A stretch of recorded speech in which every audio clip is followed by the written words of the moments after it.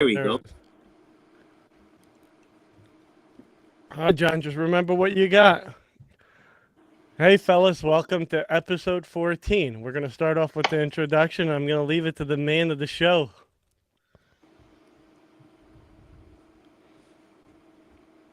You mean me? Yeah. Oh, hey, At the Vice is sponsored by HMH Vises. HMH has been making fly tying vices and tying tools and tubes since 1975. We're located in Biddeford, Maine, and their products are not only made in the United States, but were made in the state of Maine. All MH products are hand assembled by a small team of not only fly tyers, but also registered Maine guides. These guys, well, we do. We know what works. All their products can be seen. All our products can be seen at tyingvice.com or reach out to your local fly shop. Also, we are sponsored by Bucktails. If you guys are interested in looking at some Bucktails, head over to Midwest. Is it Midwest.com? Hold on, George. We can't see you, man. We can't see you, I'm like, dude. George, you disappeared. I'm here. Everybody can see me. Trust me. You guys might not. I can see you, but the picture's frozen. It's not frozen. It's work. Yeah, it's MidwestBucktails.com. Midwest Bucktails. Interrupt me in the middle of the intro. If you guys want to get some Bucktails, type in ATV10 Sunday at midnight. Your Bucktails from them. And John, we're gonna have you introduce yourself and say who you are and who is HMH. Well, again, you kind of introduced me already, but my name's Jon Larrabee. I'm the owner of HMH Fly Tying Vises, located in Biddeford, Maine.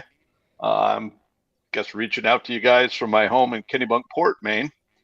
And HMH is probably the easier thing to explain.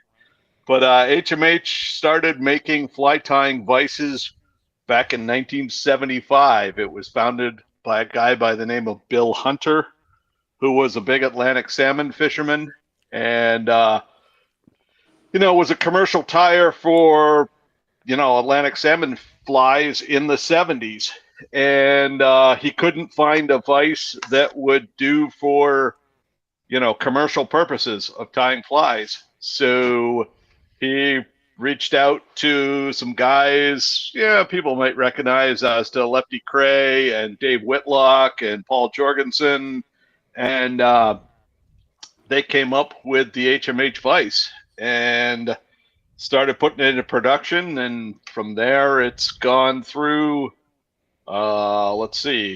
Hunters and API, then these guys from Maine, and then me. So I guess I'm the fourth, as I say it, mentor of HMH Vises.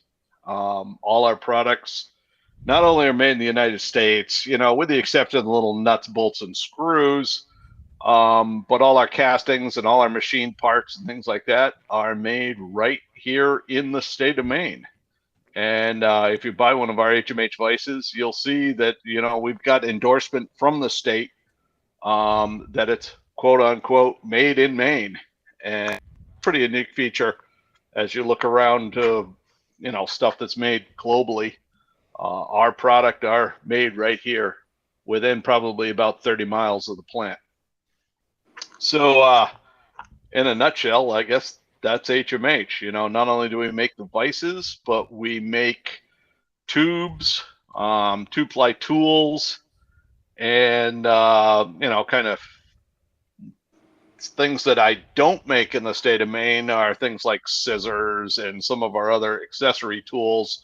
Just, they're so specialized that those are made for us, but they're made to our spec, made to what people like Dave and George, require as pro tires. So that's kind of HMH in the nutshell.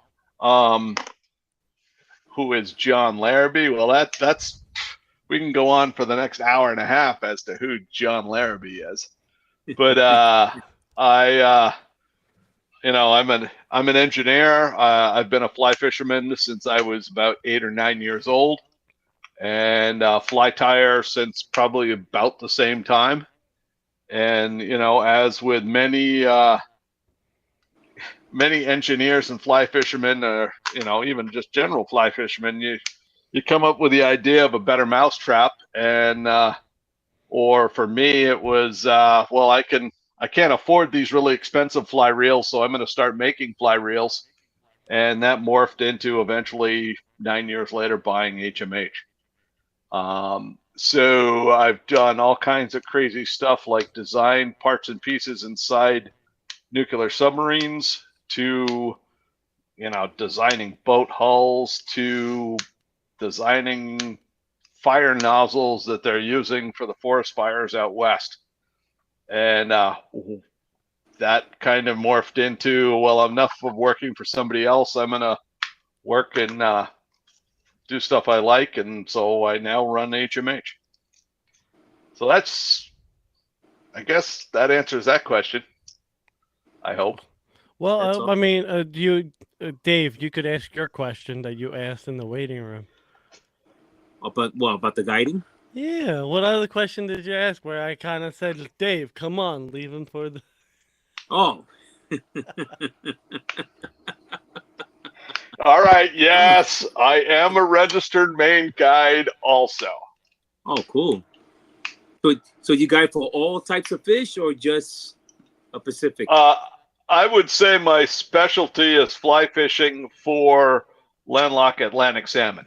Oh, okay. I guide for a lodge, Weatherby's Lodge, up in Grand Lake Stream, Maine, which is, you know, I'm in Kennebunkport, which is about an hour into Maine. Grand Lake Stream is 4.5 to 5 hours northeast of. You go up the main turnpike to the city of Bangor, and then you start going about 60 miles northwest of that, and you end up in this little town of Grand Lake Stream, which is noted for being, I think it's a 3.5 mile long stream that comes out of West Grand Lake, goes into Big Lake, and is fly fishing only for the length of the stream. And this time of year, there aren't many salmon in there. There are some, but certainly, you know, April, May, June, and then September, October, it's noted for its Atlantic landlocked salmon. Cool. Excellent, John. I remember Weatherby's advertisements in the back of Field and Stream magazine. Yep. Weatherby's has actually been around since, I think it's actually been around since the late 1800s.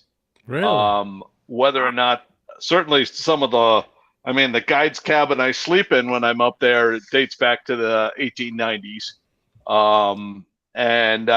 You know, that area has been a mecca for, you know, hunting and fishing since the turn of the 19th century, for sure.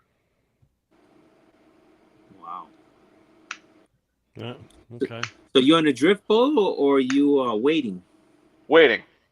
On the stream, it's waiting. You know, it's pretty easy. I mean, you choose spaces where your sports can handle it, but we've got some areas that are nice and sandy, and we've got some that are, you know, round cobbles. It's cold, clear water. Wow. On the stream itself. It's pretty cool. In May and June, you know, you'll be fishing, and early in the morning, you're probably drifting nymphs. Later in the day, when the water warms up, you'll get a hatch coming off. Certainly in the end of May, early June, you get the classic Hendrickson hatch that comes off in the middle of the afternoon, you know, 1, 2, 3 o'clock in the afternoon. And but early in the morning, when you're drifting nymphs through and things like that, you'll look down at your feet, and on the downstream side, you'll just have 4 or 5 salmon just stacked up in your kind of eddy of where you're standing in the stream, which is pretty cool, but also pretty annoying if you don't catch anything before. Right. So, John, do Atlantic? You know, I've caught some landlocked Atlantic salmon, but do Atlantic salmon actually feed on dry flies and stuff Oh like yeah. that, just like trout? Oh yeah. Okay. Oh I yeah. didn't know I that. mean, they'll come right up for a dry fly, and it's especially in the May and June, unless you're getting a hatch coming off. It's pretty technical fishing. You'll see a rising fish, and you will work on that one rising fish. So a good day is, 3 or 4. An exceptional day is, 10 to 12 fish. Just because it is pretty technical fishing. Yeah, I like the Farmington in Connecticut. They have landlocked salmon too, and they're very active on the ISOs. Yeah. Everything else, they don't really want to eat it, but the ISOs, they love it. I don't know why. So, but it's the only time I've ever caught one. I've never caught anything else, and they were like Well, little, like You're talking like Greek, little George. bitties. ISOs. I'm skating mouse patterns for Atlantic salmon. Yeah. That's what I would there you do. go. You could do that in the evening. You could do that in the Farmington in the evening, but most of the time you'll be catching a lot of big browns over there. There's not big Atlantics up there. Yeah, I was gonna say I always knew the Farmington when I lived in Connecticut. It's just being browns all over the place. Yeah, and there's some big ones in there too. How big do the landlocks get up there? We'll catch them over 20 inches in the spring and fall. Really? Okay.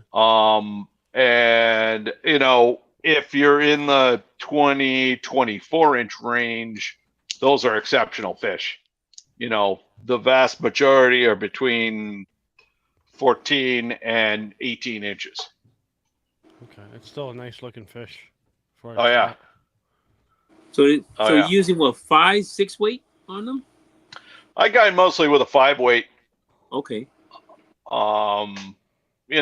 It's heavy enough that the clients can cast it, but it's not really heavy that it becomes cumbersome for them. Right. So, but heavy enough to manage the fish, but not cumbersome to cast. And we get guys who, some guys have never fly fished before.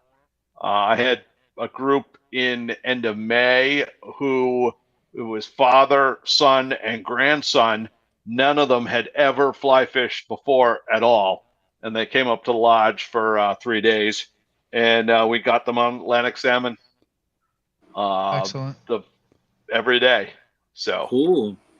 Do they those two, the river that's anchored by lakes, is that free flowing or is there a dam with fish ladders? There's a dam at the top of it with ladders. So, most of the fish in the spring are ones that have come up from Big Lake, and most of the fish in the fall, or I would say, probably most of the fish from the fall are ones that drop back from West Grand Lake to go into the stream to breed and all that stuff. So, but with the ladder and all that stuff, they can move around. Okay. Now I'm going to talk about vices because obviously you're a vice guy. What are your, me and Dave know, but for the audience, what do you have is like a starting and what the price is, and to the advance and what the prices are in between for somebody that might be looking for a new vice? Dude, you didn't tell me this had to be a sales pitch, too. Oh. Anything goes. Well, I will say this, that because we're handmade and because we're all made in Maine and all that stuff, HMH is a high-end vice. Even our ST vice, which is ST for starter vice, comes in, I didn't bring a price list with me, but in and around $250, or at least $220, I think is what the ST is. And, but what I tell people when they're looking to buy a vice is buy the most expensive vice that you're comfortable buying. Yep. Now, if you're comfortable buying a $20 vise, expect you're going to get a $20 vise. I mean, $20 these days doesn't even get you 10 gallons of gas. So 5 gallons, whatever it is, it's almost $4 around here. But anyway, so buy the most expensive vise you're comfortable with. An HMH Vise at $220 is the last. $239.95. How much? $239.95. All right, I was discounting it, I guess. So everybody, whoever wanted the discounts, $220 tonight. But that Vice is, thanks, George. That comes out of your commission. That Vice is the last Vice a starting fly tyer will need to buy. The key word there is need, because as people get better and tie bigger flies and tie more sophisticated flies and things like that, they may want a bigger, better, more, complicated vise. But that ST vise will tie from size 32, which is, these days microscopic, to size 6/0, unless you're George and he can't get 6/0 into his Magnum jaw. But anyway, to 6/0. I got bigger hooks. Yeah. I got some 10-aught hooks coming. So, but I'm ignoring 10-aughts. But anyway, maybe you got to buy, obviously we've got a micro jaw that is size 32 to size 18 hooks. We've got the Omni jaw that will do size 20 to size 2/0. And we have the Magnum jaw that will do from size 10 to size 6/0. And so, yeah, all right, maybe you got to buy another $50 jaw for it, but you don't have to replace the whole vise. That's what I tell, kids, teenagers who are getting into fly tying. It's like, if you feel comfortable paying $239.95 or whatever that number was, George, then this is the one you'll probably have the rest of your life for tying. Right. So that's where we start.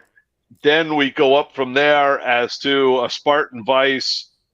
What is that, George? $269, $279, since you have the price list in front of you. It's almost $3, I think, right?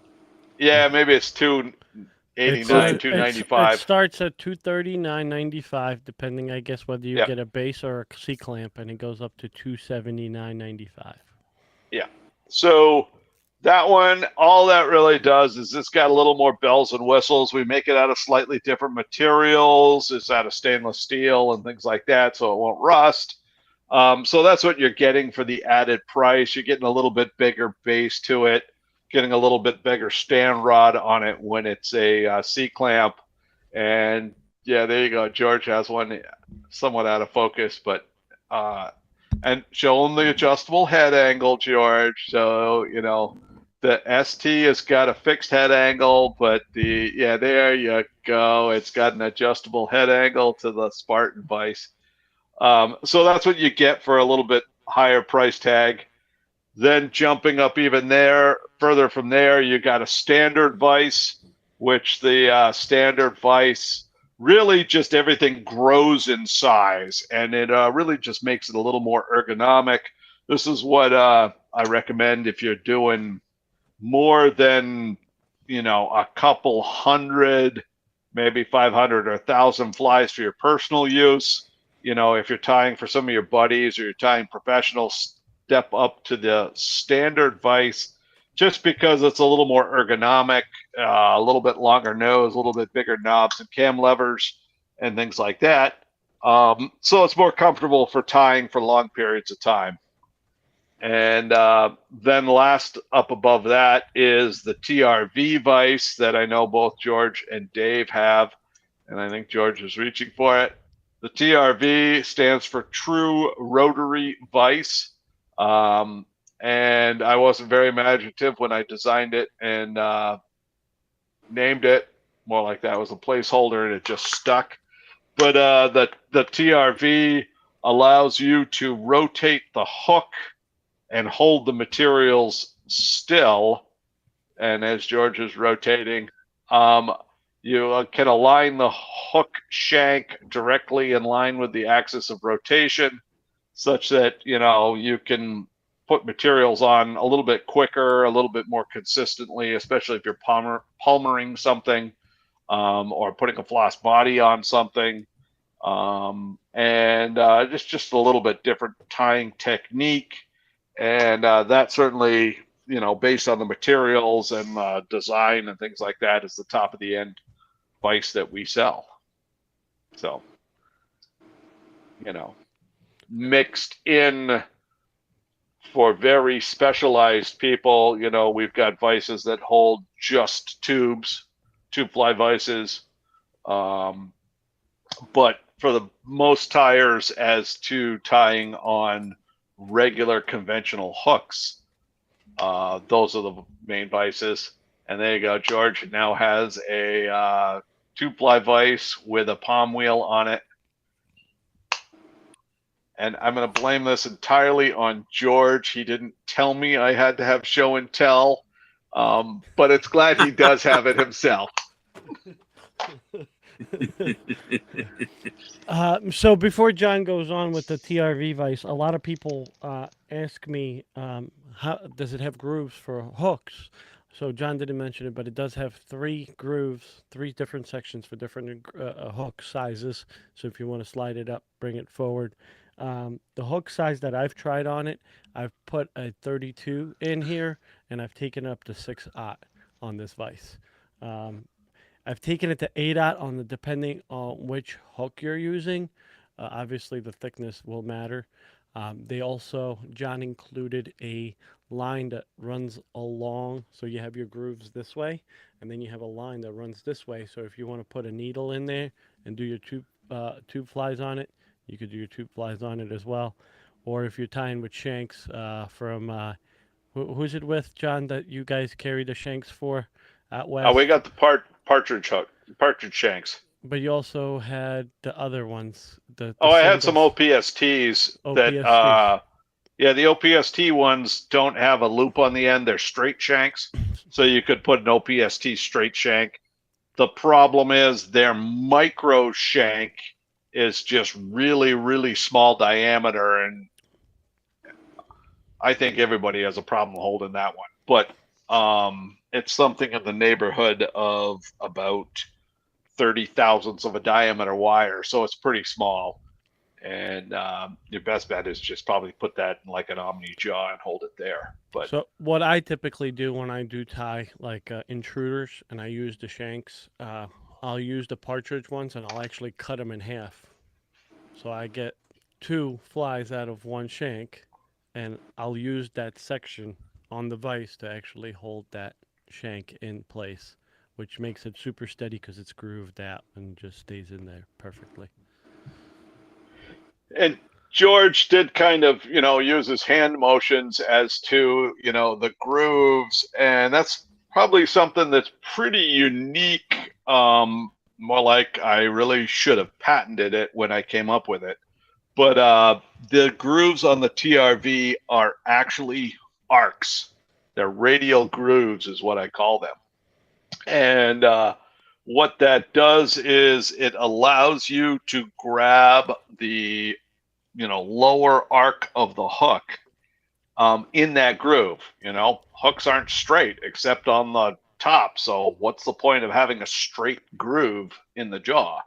You're grabbing at something that is rounded, that's bent.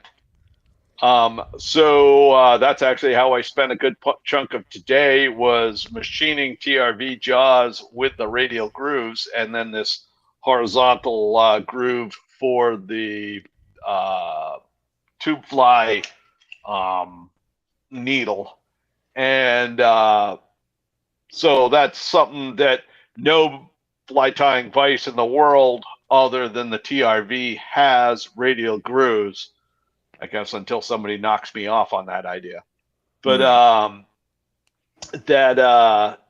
that's, you know, pretty unique. And, you know, that's something that somebody who was a fly tyer, somebody who really thought about, you know, what's going on. And also by adjusting the angle of the vise, but also rotating the hook in the radial grooves, allow you to get it directly in line with the axis of rotation, so that you can have it dead nuts.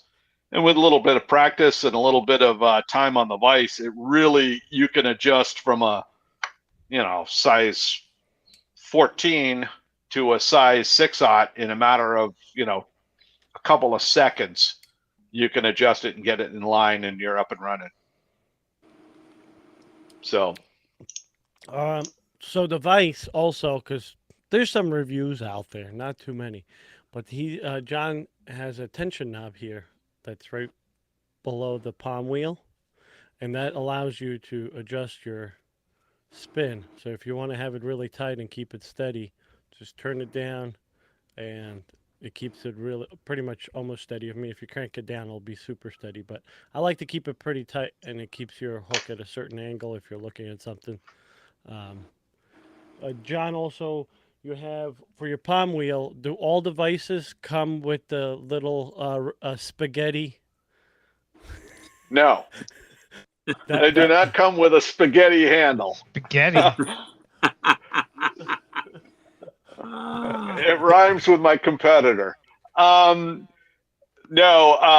when I was designing, and actually I designed it for that tube fly vise that George held up a couple minutes ago, where you're putting a tube fly, and this is a tube for a tube fly, into the vise. We had one design which had this arm that stuck down out of the bottom of the backside of it.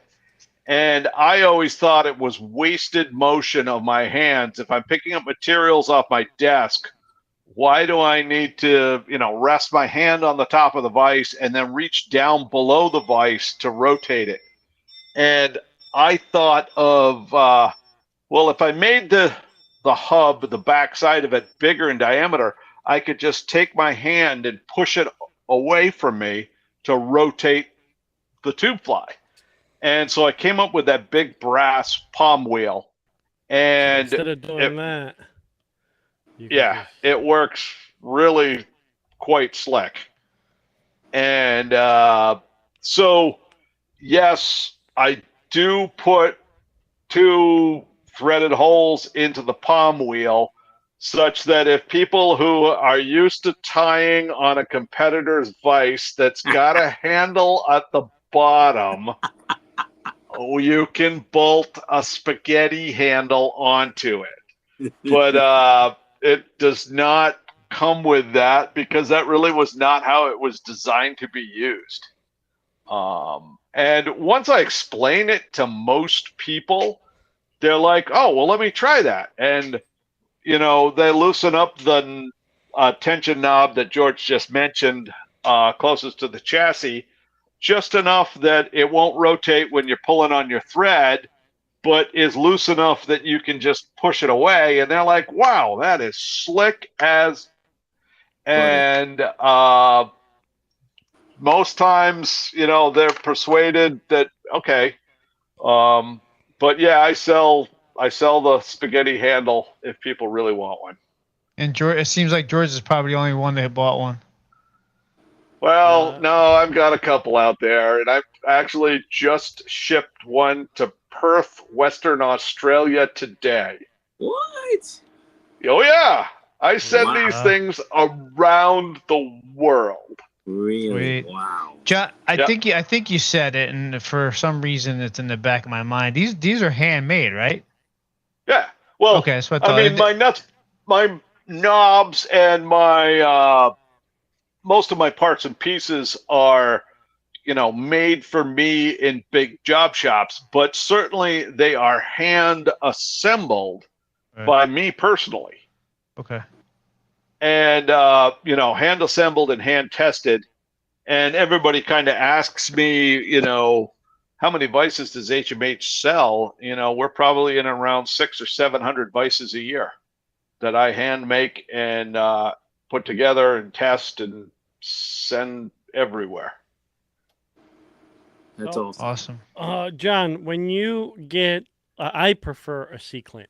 It's just me because with my table being steady, I really like to crank down on flies, and it just keeps it in one place. So it's not like I don't have to shift my chair every time because it got moved. With the little kid around, I don't want the thing falling on his foot and breaking his foot or my foot when I get too drunk when I'm tying flies. But so There's an easy solution for that. so yeah, put another C clamp on the base too. I've done that. But I prefer the C clamp. So when you get the C clamp, how long is the stem for the C clamp? Because it's very adjustable. I mean, I've had it like all the way to the top to here, which is pretty high off the desk.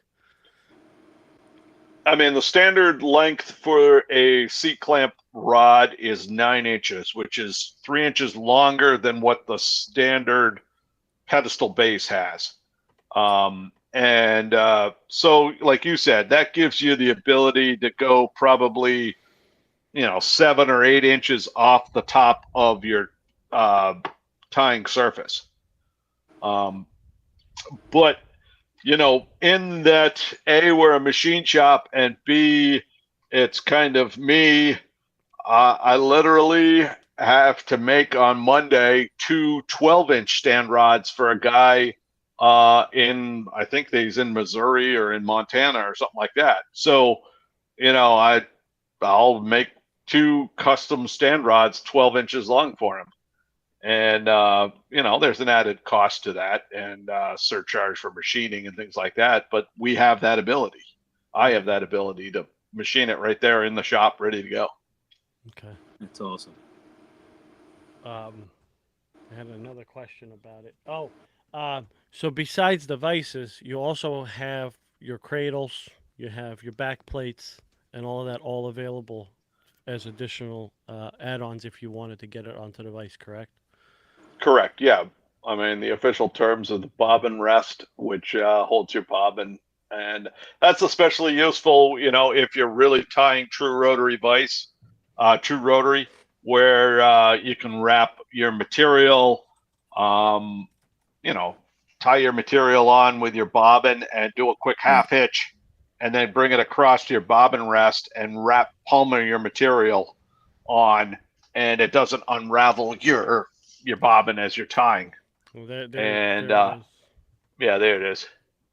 And then the profile plate, certainly, if your guys' desks are anything like my desk, there's all kinds of, crazy trailer parts and a spare pair of glasses and all kinds of stuff in the background, such that the profile plate is just an absolutely clean slate.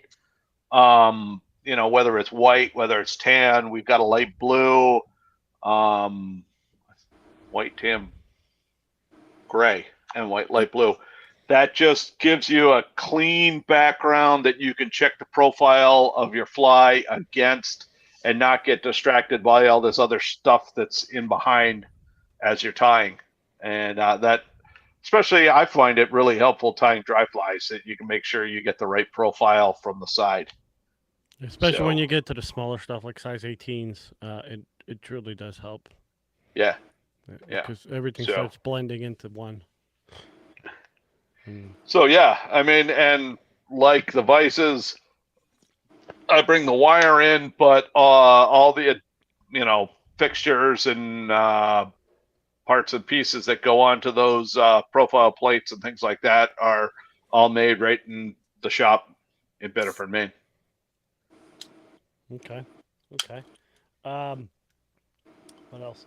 The vices come with special tools when you get the vices. So if you guys don't know what I'm talking about, Allen keys. So each section of whatever you want to pivot, you could tighten with Allen keys. And John does include the Allen keys. You don't have to buy them separately. Why wouldn't I? I mean, oh great! I just spent $600 for a TRV. Now, how the heck do I adjust it? Well, you got the keys to do it. A lot of people ask me too when I tie on the TRV, there is no technical material holder, and they say, well, what is the alternative? And one of your other pro staffers, Nate, and gentleman that helps you in the shop, told me the best thing to do is either get an earth magnet and put it up top because it is magnetic. So up to here it's not, but here you could have, and you could trap your material. So I have the loon pawn, but he said you could use an earth magnet or whatever, or you could steal your material holder from your Spartan and put it on here, and you could use it. Yeah, and I mean, you can see George has put it up on the chassis, for lack of a better word, the main part that rotates there. I'll admit, I really haven't come up with a good spot and a good place for a material clip for that vise.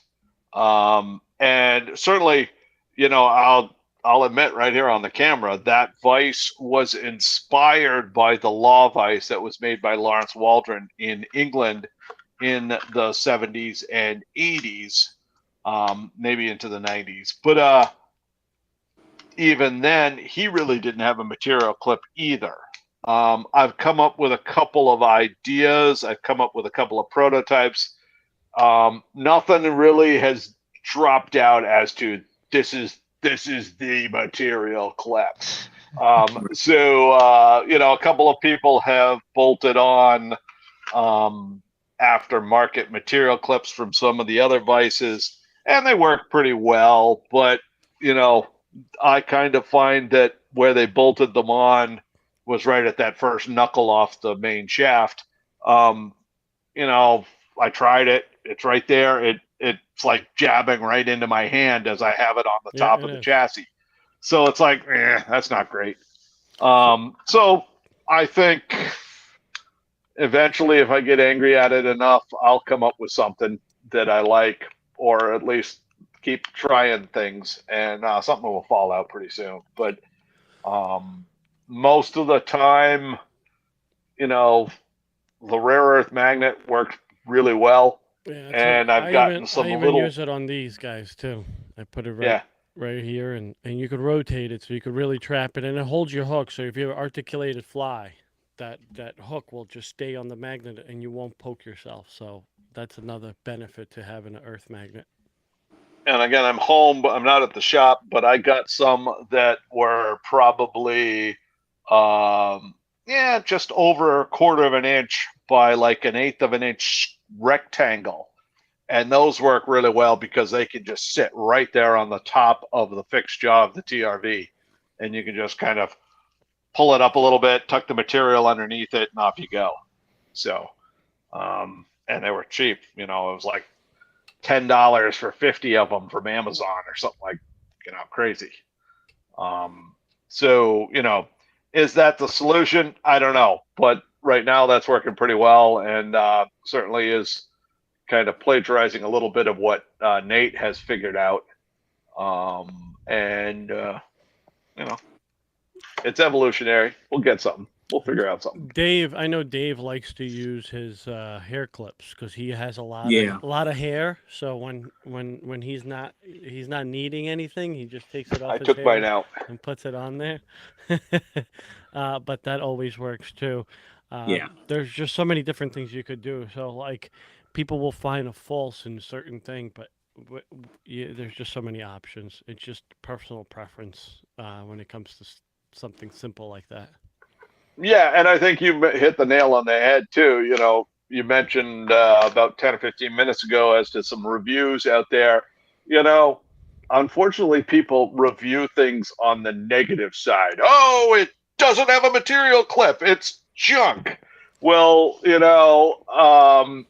the vast majority of people come up with a solution or live without it, but the vocal people who do the reviews are the ones that only have negative things to say. So, are there some solutions? Yeah. Do we have something that is immediately provided with it? No, not right yet. But just, take those reviews with a grain of salt. I got a pretty thick skin. I don't even read them anymore. Right. So. Well, people just have to improvise. That's it. Yeah. That's all. So, and I mean, like I said, some guys have come up and I think they added a wasn't a Dyna King material clip, but it was somebody else. Peak maybe made one that bolts in from one side. They put it underneath that screw that holds the pivot of the head. And it worked pretty well. Like I said, you rest your hand on it and it's sitting there right in them. But it depends on how much you hold material there. I mean, I hate to say it, but most of the time I don't hold material there unless I'm like tying a woolly bugger or something like that. That's pretty simple and I need to hold the rib back. But it's pretty simple. Now, you with the bases, what different kinds of bases do you offer? Well, we mentioned the C-clamp. That's one option. The ST has got I think it's a 3x4-inch base that's made out of steel. The standard, the Spartan has got a 4x5.5-inch steel base. And then the standard has got a cast iron base that unfortunately has become very dear recently. My foundry that casts these for me up in Lewiston, Maine, currently has got a 135% surcharge on the castings. Wow. And the basis for that is the fact that pig iron that's used for cast iron, most of it came out of Mariupol, Ukraine. And if you recall, that was the spot that was very contentious and very hard fought over or hard lost from the country of Ukraine to Russia. So pig iron is very dear, and so therefore it's very expensive to get right now. But I do have some in stock from what I bought before, the war started. I bought a couple hundred, and when I have to reorder them, they're going to be very expensive. Oh. So no more those fancy brass bases? Unfortunately, the brass bases succumbed to COVID. I've been reaching out to some of my other foundries and some of my other, colleagues or, some of the other places that I used to do business with in my past life to try to get the brass bases cast.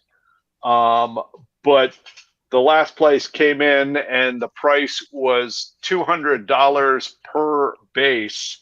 And I had to buy, I think it was 100 bases at a time. Wow. And I really decided that, at that price, I could tie up $20,000 in much better places than just brass bases. And so for the time being, the brass bases are Not available. out of stock. Okay. Well, I think I'm out of questions as far as vices, unless somebody else got some questions here. Hopefully sometime in the future you'll get them, Yeah, and I mean, obviously, I've actually had to go out beyond Maine looking for the brass bases. I will not, maybe I shouldn't say will not, especially in public on a podcast here, but you would really, really have to persuade me to go overseas to get them. Just because, I'm pretty staunch made in USA. Yes. And, I think I probably could do better on price if I did, but I just don't want to do that. Right. The other option I've looked at is the idea of not the same way we manufacture the Spartan or the ST Vice, but bringing in brass bar stock and machining a base out of brass bar stock that would have a similar look, but just wouldn't be cast brass. And would that be economically viable? Could I do it for less than, $200, which is the latest price for castings? So that's an idea I'm playing around with. Hey John, do you ever collaborate with other device manufacturers in the U.S. for any reason? Not really, no. I mean, I was in discussion with another vice company out of California that was up for sale at the early part of this year, because of the fact that I actually provide them the mandrels and I provide them the tubes for their tube fly vice. And I thought we were pretty close as to HMH buying them, but unfortunately we kind of got, blindsided, and that didn't occur. So, it's one of those things. You keep your friends close, you keep your enemies closer. Yeah, I know what's going on with them, and I try to talk to them whenever I see them at the shows and things like that, but it's not like we collaborate with each other on a new design or anything like that. So since the cat's out of the bag, is it true that Dynaking is going to be manufactured in China or Vietnam or somewhere? I cannot speak to that. Let's just leave it at it's not being manufactured in Maine. So the biggest question I get about HMH is how come I don't see HMH at a local shop, and it's hard for people to understand how much work a vice takes to put together, and it's just not like let's make 1,000 today and just sell them to every shop in the country. You do them in batches, is that correct? Yeah, well, certainly like the TRVs, I machined 100 TRV jaws today, and that will be the production kind of through December, would be probably 100 TRVs. So yeah, they kind of cycle through, knobs and the Omni jaws and the micro jaws and things like that. I tend to bring those parts and pieces in lots of 500 at a time. So I try to, buy those once, maybe one and a bit times a year. So I've got a full turnover within the year. But yeah, like you said, I'm sitting there and I'm machining 100 TRV jaws, and then I have to send them all out to be heat treated, and then I've got to bring them back, and I've got to polish them all and clean them all up, and then I send them all out to be black oxide coated, and then they're ready to be assembled. So we do them in lots of a certain number at a time, especially when there's outside vendors involved for heat treating and for the black oxide coating. The powder coating I now do in-house, so that's something that the bases are all machined as well as powder coated in the shop here in Maine.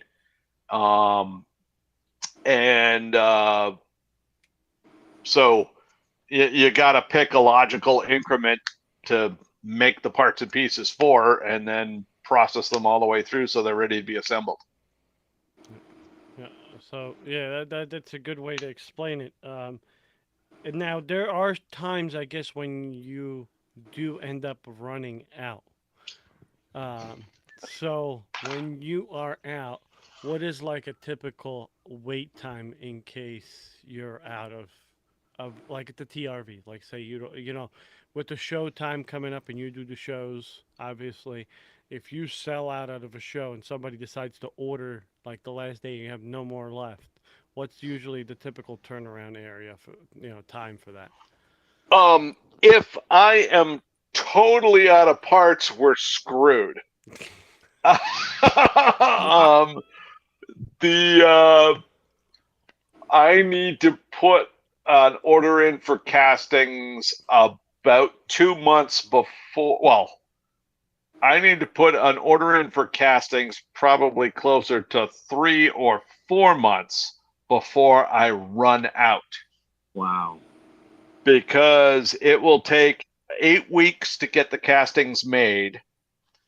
Then it's a minimum of a week if I drop everything to machine the jaws and thread them and clean them up. Then it's another week to get them heat treated. And then it's a couple of days to get them black oxide coated. And then I could assemble your vise and ship it out the next day. So that's why I said, it's close to, 4 months. Wow. So, yeah, you got to be kind of on top of things.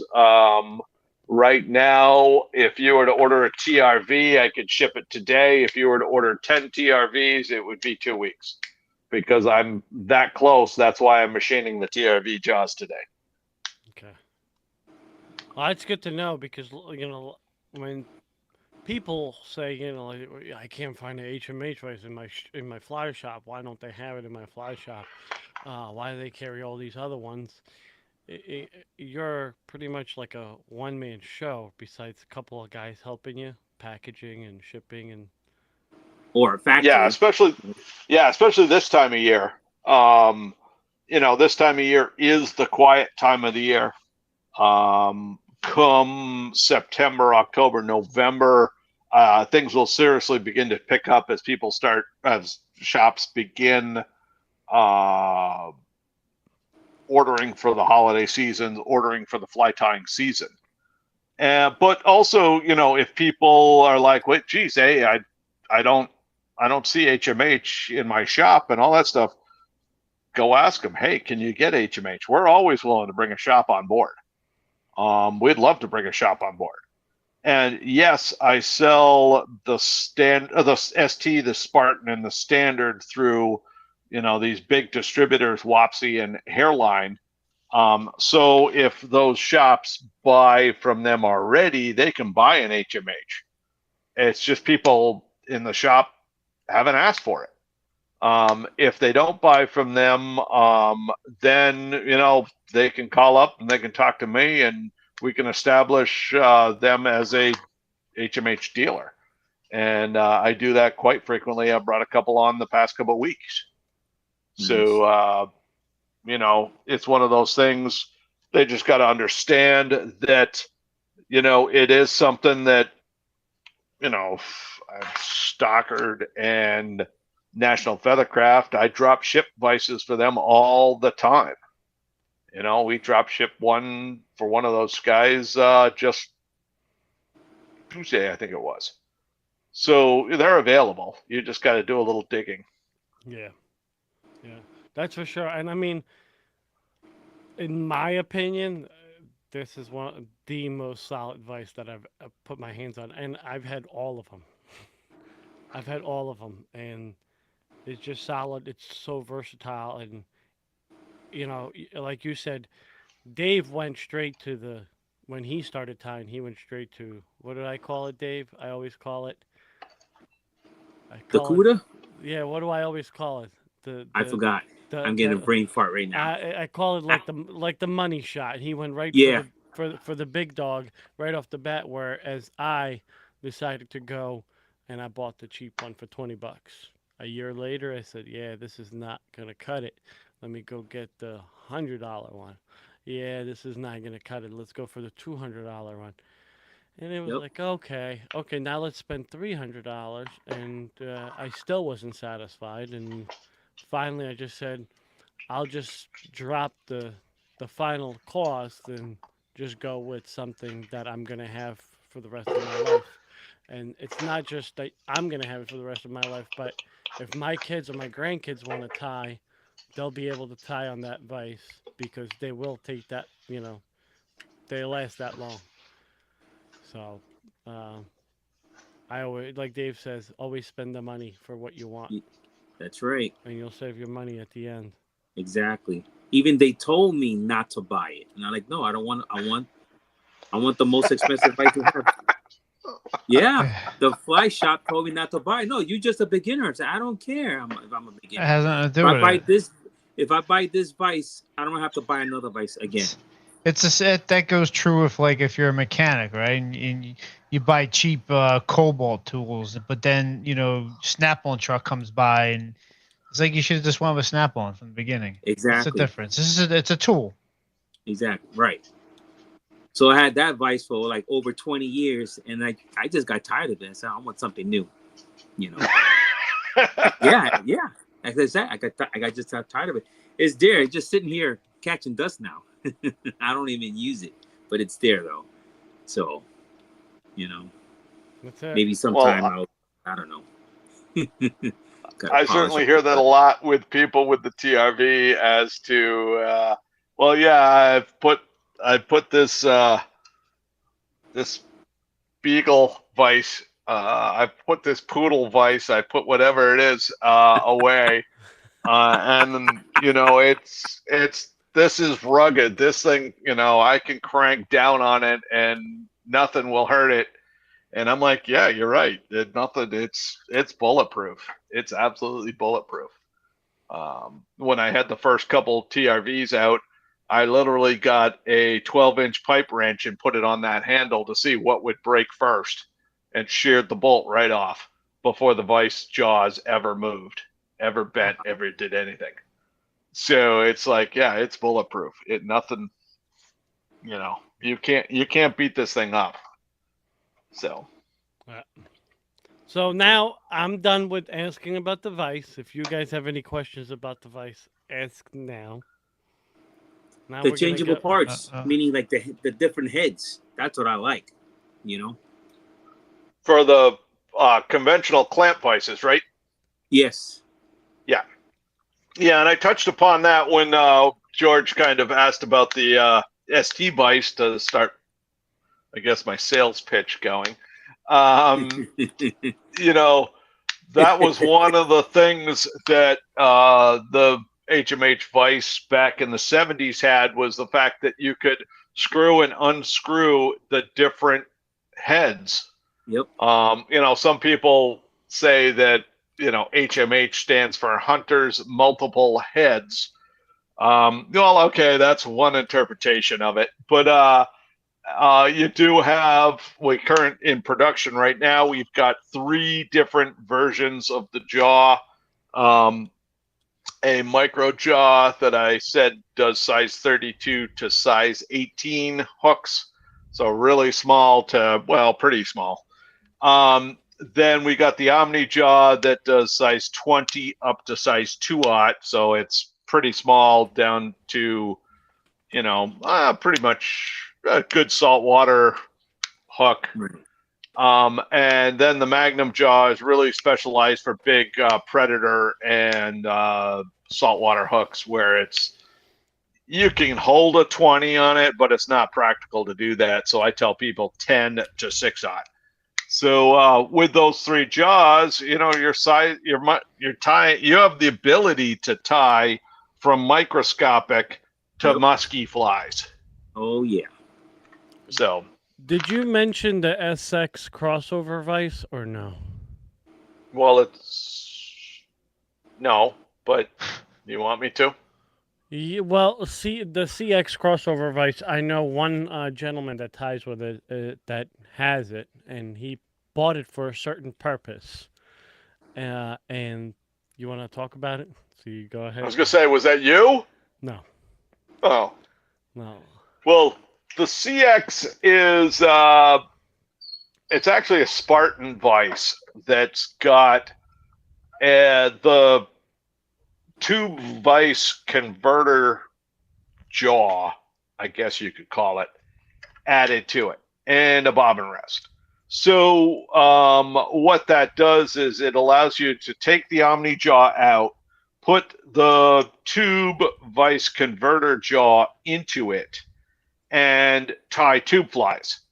And what the tube fly converter jaw is really like a little micro drill chuck. And it allows you to clamp the tube right in kind of the chuck of the jaw and hold it. And because it's a Spartan vise, yeah, you can see George has the little chuck there right in the middle, and he's unscrewing it and clamping it down now. Because it's a Spartan vise, it's got the adjustable head angle, so you can take and rotate the jaw from what you probably have at 30 or 45 degrees when you're tying hooks to horizontal, such that now you can rotate the vise just using the cam lever to tie tube flies. So that's really what the CX crossover vise is it's a Spartan vise with the added option of tube flies. Now, certainly you can add the tube fly converter jaw to a standard. You could add it to an ST. It just would be up at 30-degree angle, so it's kind of like, why? But you could add it to it. It's just no different than a Magnum jaw or a micro jaw added to the vise. Just probably not the best ideal design, use of the jaw, whatever. So that's what the CX crossover is. What's the warranty on the vices? Or is you there break it, I fix it. That's about it. We have the parts and pieces to fix everything back that was made after 1974. Wow. There's a certain caveat to lifetime warranty. It's lifetime warranty for manufacturing defects and, flaws in it, whatever. It's kind of like you can't take your truck back and say, hey, I wore the brakes out, replace the brakes under warranty. There are parts that are going to wear, especially after, I have a tying house in Taiwan right now that they found that a jaw will last 30,000 flies, plus or minus, but about 30,000 flies. A cam lever will last about 25 to 28,000 flies before you wear through certain parts of the metal and all that stuff. Most of your home tires or tires who will tie for themselves personally will never hit that number. These guys hit it in about 9 to 12 months. Wow.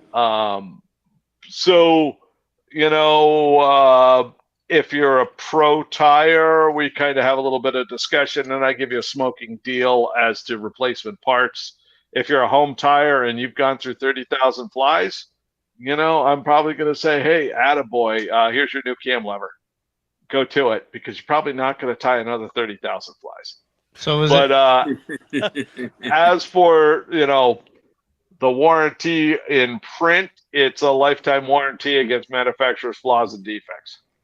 What if one of Dave's crazy ex-girlfriends takes a hammer to his vise? You're tying too many flies, Dave. Spend time with me. I had one of those. I actually had a guy who, on a similar basis, that sent me a vise that was at his cabin up in Northern California with the fires 2 years ago that went through and burned his whole cabin down. Wow. And I said, here, this is what I'll do for you. I'll replace the vise. I can't replace the brass base right now, but I'll replace the vise. Just pay the shipping. Nice. Awesome. That's nice. So, that's one of the advantages of being a small company to that lifetime warranty is subjective. I've also had guys who have just been absolutely SOBs and called me up and gone, hey, I lent my brother-in-law my micro jaw and it won't hold anything. And I'm like, well, what was your brother-in-law tying? Oh, he's tying saltwater flies. Well, you got to replace it. It won't hold anything. And I'm like, well, if your brother-in-law was tying saltwater flies, you need your brother-in-law to buy you a new micro jaw because it's only spec'd to hold size 18 and smaller hooks. If he's putting the 6-aught in there, then he's sprung the jaw and he's destroyed it. Yep. That's not a warranty repair. And, I had this guy and he was getting really hostile with me. And, the more hostile you are, the more I'm going to put red flags up and go, dude, talk to your brother-in-law. He needs to buy you a $50 jaw. But, I have other guys I had a guy in England and he was just like, I've had this micro jaw for 35 years and it suddenly just stopped holding really well. And I'm like, okay, what have you been tying? Oh, I haven't tied anything bigger than a size 20 for the past 30 years. And I'm like, I think he just wore the jaw out, Attaboy. That's awesome. Here's what I'll do. And I gave him a smoking good price on that jaw. And we shipped it off to him. Yeah, so I wore the jaws out on my Dynaking, and I was able to score a jaw before, while they were in this transition. I don't know if they still are, where I found one through, I think it was Feathercraft or somebody had one. There was like one left. I Googled it, and I scooped that up. And what did you pay for that, just for reference? I think it was $100. Yeah, where an HMH Vise is, the new jaw is, I think, $52. So just for reference, that's what it is. We're about half of what a Dynaking is for those jaws. So we try to keep things reasonable. We try to make it so try to replace one on a Beagle Vise, and you're talking like $130, $140. $175. Wow. All right, it's gone up since I last knew it. What Vise is it? The Beagle. I can't use brand names. Never heard of that. Beagle. Oh, The Beagle. okay. Duh. I'll get sued if I use brand names. Anyway. So, anybody else have any questions about Vises or anything for John? Because we're going to go into the after hours. This is where it gets really crazy, John. I forgot to tell you. Oh, that crazy. Good. Well, you're only paying me for an hour, and you're already over. An hour? You said you could talk for 2 hours. Well, yeah. It depends. I don't know how far my glass of wine will go here, but anyway. Yeah, I'm good. So I think we can go to the after hours. All right. All right. So, guys, appreciate you stopping in on the live stream. If you guys want to see just you could look as long as John doesn't lose connection tonight. But yeah, You're looking a little fuzzy there, George. Yeah, it's gonna be fuzzy because you guys are looking at the studio portion. So, but yeah, we're going to after hours. If you guys want to see the rest of it, watch it tomorrow. Have a good night. Thank you for stopping. Everybody have a good night. Thanks guys. Yeah. Thanks for watching. Thank you. All right. So Our number one fan was on again. Yeah, we had a lot of people on tonight. How many? I'm glad you